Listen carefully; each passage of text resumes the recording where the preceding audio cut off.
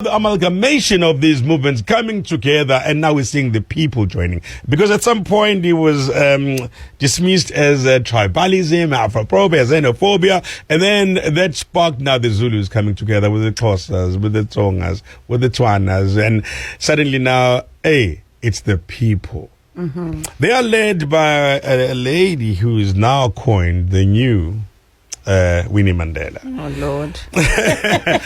Such a huge thing to carry. Yeah, it's beautiful. Quite a huge. Yeah, we with Jacinta as promised.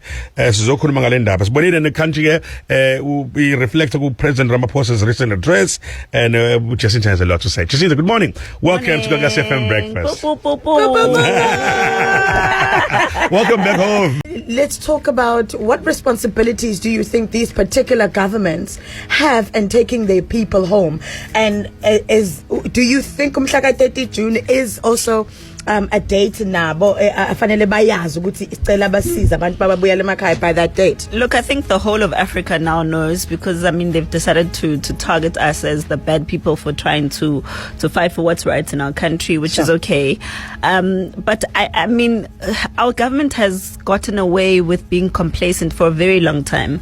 I mean, if other countries, other African countries are non-functional, and we become the option for all those countries, shouldn't this be a conversation you had a long time ago, where you go to them and you say, guys, you can't let your people down because they're becoming our problem. Whatever political problems that are affecting the SADC region become South Africa's problems. And South Africa has a duty to take care of its own citizens. And currently South Africa is failing dismally to be able to do that. In hospitals, it's overflooded.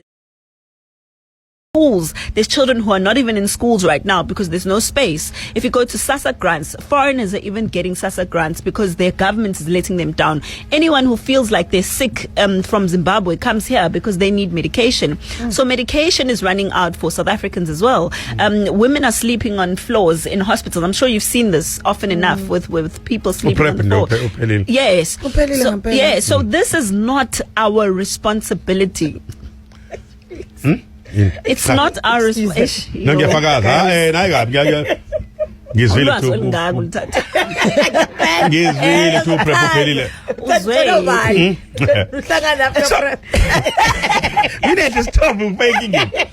Jacinta, I guess but I've heard you making these pronouncements elsewhere. You being able to single out. So yes, because now it's all illegal foreigners. Yeah, illegality is what Much and Much is fighting against. But when it comes to crime, when it comes to things like human trafficking, drugs, this and the other, scamming, this, that, you were able to single out the most problematic groups to say these are is where you're channeling the attention of the SAPS and all law enforcement to focus specifically on these particular groups, and this is what crimes they are doing. Would you care to also shed some insight? It's going to seem like we're being selective in our outrage on who do we get. But for example, Namibians have never given us a problem. Like you'll never find a time where you see Namibians just like running wild in South Africa. Malawian maybe. Malawians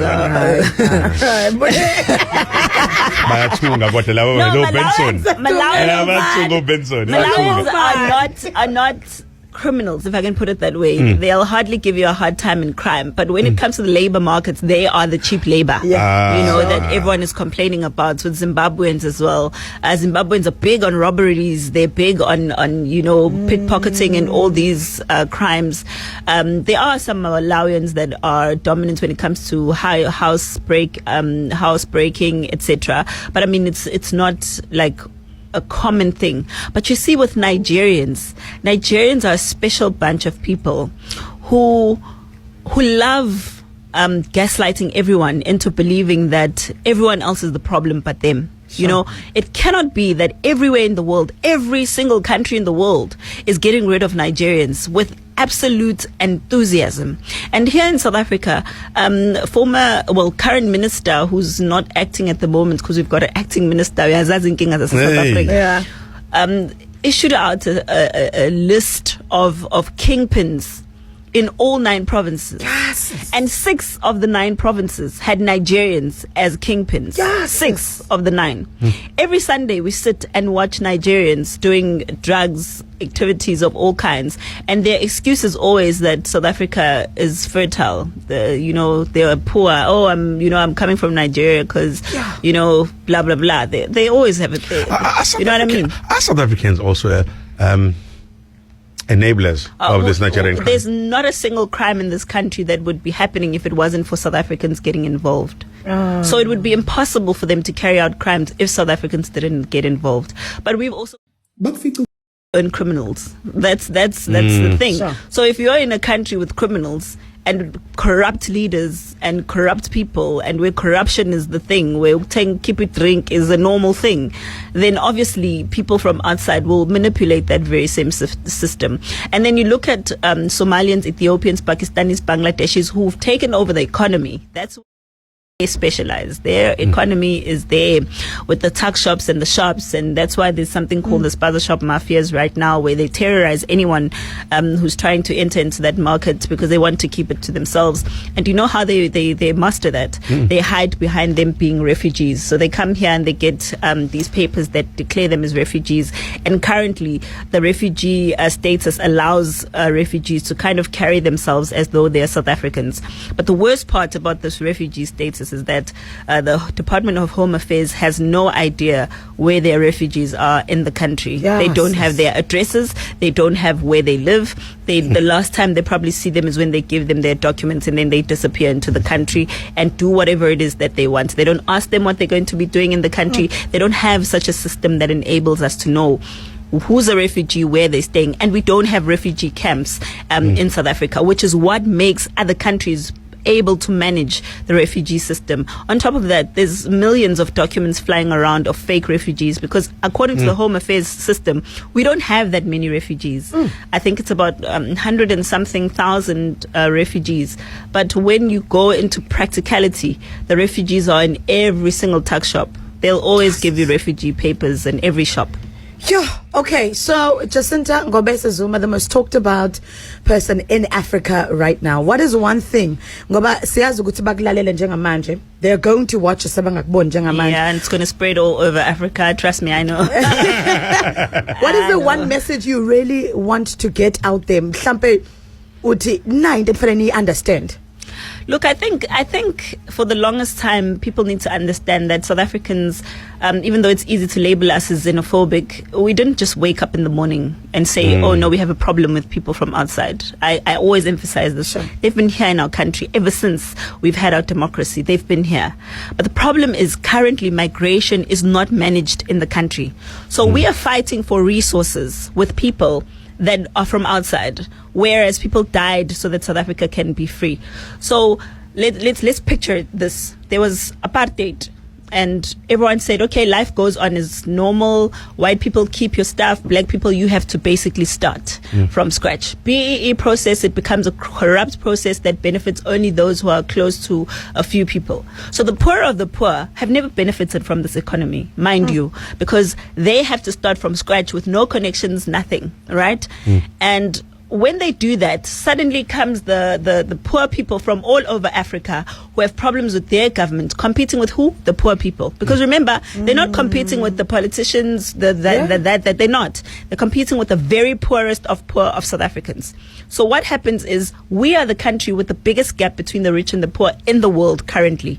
So what is happening to that gap? It's extending, right? So when it's widening, these people come here, right? Because our laws are meant to protect them, because we're xenophobic. So the world, the media is trying to make them look like the victims. Anything you say to these people doesn't work. The police are scared to arrest them. NPOs and NGOs are protecting them. They're getting money from foreign organizations. To discipline your adopted child. Because they're an adopted child. So you don't want to look like the bad, or even a stepchild. You know, you don't want to look like the bad step-parent who's disciplining a child because they don't have a parent. Now the NGOs are against us. The media is against us. The government is corrupt and not for South Africans. And these people are moving up the scale of life. They've moved from poverty now because the system favors them. They come in as cheap labor. They build their way up to the top. They're taking over everything. Now, you've got an organized crime model as well that's thriving here in this country because of corrupt politicians. So you can imagine at the top there's a problem, at the bottom there's even more of a problem. So what is that what going do you think to is do? a problem with, do you think we should have at Home Affairs level or a social development level and a department that deals with induction so that these groups are able to integrate and assimilate themselves into the culture? Because that's another thing. There's always a them and us. And then we look at, the town was beautiful before. Look at how it's looking now with all the shacks and all these makeshift buildings. And then look at what they're doing. No. Shouldn't you, when you go to Turkey, you get sensitized into this community it's not like going this? to work. Let me tell you why. Because remember, migration is meant to say, here's an opportunity at Gagasi. There's a DJ that's wanted, Felix. All right, we've looked all over around, and Felix, there's nobody who can fit where Felix is. Let me go outside and look for this person. Then the person comes in because the opportunity is already there. It's a right? scarce skill. It's a scarce skill. It's a skill that I need. So I want Felix to come here because Felix has already got a job. There's a vacancy, and nobody's going to lose out from Felix coming here. That's how South Africans. That's why when they say South Africans are migrating to other countries, I'm like, use your brain. We migrate there because opportunities have been open for us to come there. What's currently happening in South Africa is the poorest of the poor, or anyone who just wants to run away from crime, comes to South Africa. They look for an opportunity so that they can be able to survive. Right? There is no opportunity. So that's why you're finding a lot of South Africans complaining about, we were replaced by such and such because they were cheap labor. Because remember, you have a union, Felix Angit, that's going to say work from 8 to 6. Right? And your union is not going to allow you to work for 2,000 rand from 8 to 6. You work for 4,000 rand. They come in, they're desperate, they're poor, they just want to survive and take even 500 rand to their country, which is converted into a bigger amount when they get there. So when I come here, I'm desperate, I don't have a job. I can live even in a smaller nyana room, about 7, because my objective is not to build a family here like a South African. It's not to live a good quality of life like a South African. I'm just here because I'm here to work, even if I work like a slave, because I've got nothing to go back home to anyways, and I'm going to go back to my country. Asipele kumhla ka-30 ke manje as we wrap up. Umhla ka-30. Kwenzakalani ngomhla ka-30? Silindeleni nje sinze ngomhla ka-30 siyaveva. Abantu bayabhuka amabhasi, babhuka amabhanoyi, abanye bahlanganisa imali yogcina baquality kwelezi zabo, bafuna ukuhamba, bafuna ukuphuma. Anti emakhaya bayakhala manje ukuthi siyahamba, bashiya babuyela ngaphandle because they undocumented abanye babo, njalo njalo. Kunovalo, kuno ngizothini, kunalento nodlame olukhona esilibona ukuthi kungenzeka. Are you guys in control? Because masithiwa abantu bangene elokishini babulala amaPakistan, babulala amaSomali ePotchefstroom. Hey kanongoma sekufe 7 sewuringala sekwenze you guys uphakela umthakathi uJacinto ungizwe base Durban Central, because now kunabantu abazothi ayasuzukuhamba thina, and abantu sebeyitshelile ukuthi isalon industry yavuka manje because abantu besenza inzipho ngo 80 rand amakhanda. So now we can earn a living. Babona abantu abasahambi kanti kuthiwa no akuyona event bamagalela ngayo, kuthiwa it's a process. It's a deadline. Yes. So I was explaining kwenzeka namhlanje. Look, if ngichaza kalula lento, it's just to say ukuthi umhla 30, right? Akwazi ukuthi kuthiwa thina si promote violence because we've never been those people. So anikwazi ukuthi nina niphume nenze into esingazi sintengisa ukuthi niyenze. Thina okwethu sithi hamba nemgwaqeni. Tshengisani ukuthi kuhulumeni wenu anijabulile kangakanani, bhala ama memorandum, take those memorandums to uhulumeni, and they must respond to all our memorandums because that's how we show as a sign of power.